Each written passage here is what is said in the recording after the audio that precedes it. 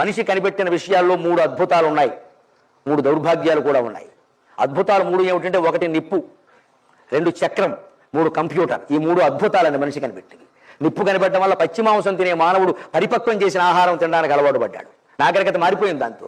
చక్రం కనిపెట్టాక మొత్తం పారిశ్రామికవేత్తలందరూ వచ్చారండి, పరిశ్రమలు ఏర్పడ్డాయి. చక్రం లేకపోతే బండి లేదు, ఏ వాహనం లేదు, కారు లేదు, లారీ లేదు, 2 బండి కూడా లేదు, ఏ పరిశ్రమ లేదు. కంప్యూటర్ కనిపెట్టాక మొత్తం అంతా ఈ మొత్తం నడిపించే విధానం అంతా కంప్యూటర్ ద్వారా నడుస్తుంది.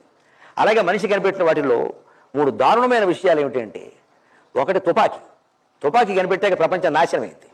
చాటి నుంచి పేరుస్తాడు అంటే చాటి నుంచి యుద్ధం చేయడం, మనిషిని మోసం చేయడం అలవాటైంది. 2వ దౌర్భాగ్యం, బాంబు కనిపెట్టాడు. తుపాకీ అంటే పట్టుకోవాలి, ఇలా పట్టుకోవాలి, ట్రిగ్గర్ మీద వేలెట్టారు, నొగ్గాలి, సరిగ్గా నొక్కకపోతే ఇటువైపు వెళ్తుంది, వీడిపోతాడు. బాంబు కనిపెట్టాక ఏమైంది, వాడు పాకిస్తాన్లో ఉండి కనిపెట్టి వేస్తాడు, ఇక్కడ కూడా పోతాడు, దూరం నుంచి వేసరచ్చు. అది దౌర్భాగ్యం. 3వ దౌర్భాగ్యం ఏమిటో తెలుసు, మీరు మరోలా అనుకోవద్దు. తుపాకీ కంటే బాంబు కంటే దారుణమైంది స్మార్ట్ ఫోన్ కనిపెట్టాడు మనిషి.